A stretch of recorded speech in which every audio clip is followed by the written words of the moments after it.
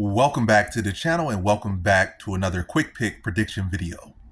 In this video, I'll be predicting the boxing bout between Jake Paul versus Mike Perry. And how do I feel about this one right here is I'm going Jake Paul average confidence to beat Mike Perry.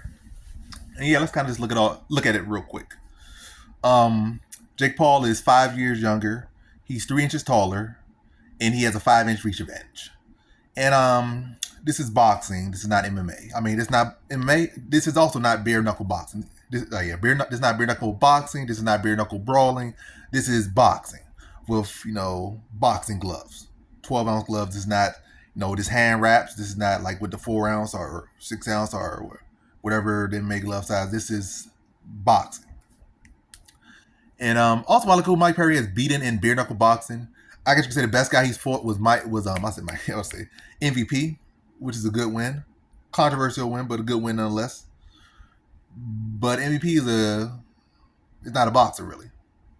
The other guys he beat Lou Rocco. That's probably the biggest guy physically he has beaten. But Lou Rocco boxing is very patchy. He might have the size, but his boxing is very patchy. And that also was his very first bare knuckle boxing. And also not like he was the best point in his career. He's kind of like on the outskirts of his career, and he's like 40 now. Okay, so not the greatest win. Good win, for his resume, but how does it equate to this fight? It doesn't really equate. None of his fights really equate. And the majority of guys is beating like lightweights and welterweights and guys that are 40 years old. And while look at none of the guys he fought have had jabs, not even a decent jab. Like none of them had jabs. I guess the MVP can have somewhat of a jab, but is it really like truly a boxing jab? It's more like a jab that works with his style, but it's not like a boxing jab. But anyway, yeah. But get to the point. When I look at Mike Perry style in this fight, I feel like Jake Paul. I said if I say Mike Paul, who's Mike Paul? I feel like Jake Paul's gonna be able to box him up. He's gonna use a jab. Most people that Perry's fighting don't really have the power to sting him. They don't have the jab. They don't have the fundamentals. And I feel like Jake Paul is just gonna be able to stick with the jab early and often, and Mike Perry's gonna have issues covering that distance. He's gonna make it interesting and whatnot. And also not like Mike Perry really comes with much of a game plan. He goes out there, and also the stuff that he does have success with also in bare knuckle boxing, it's not gonna be there in regular boxing. You have bigger gloves, so you can't really slip stuff in there. You can't really try to muscle them around and grab their head and clinch with a dirty box them or nothing like that. You can try, but you can't do that for a prolonged period of time. You might say, oh, he could do that and try to get him out there early, but yeah. And also on top of that, Jake Paul has a sturdy chin as well, so the best I feel Mike Perry, what he's gonna do, he's not gonna go out there try to fight no technical fight. He's gonna go out there, try to press Jake Paul, swing for the fences, and knock him out.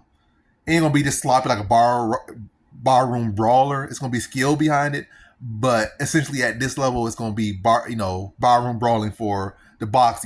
For this level of boxing, and Jake Paul gonna be able to cover up, high guard if he needs to, get out of there, pivot, get back on the jab, maybe give him a little shoulder bump, push him off, and just keep sticking with the jab, and just walk Perry into stuff. So Perry can probably be interesting for like maybe a round and a half, but I feel like Jake Paul's gonna be setting him. He's gonna be walking into right hands, walking into uppercuts, walking to overhands, and eventually one of those shots is gonna put him out and put him to sleep, or at least in the fight.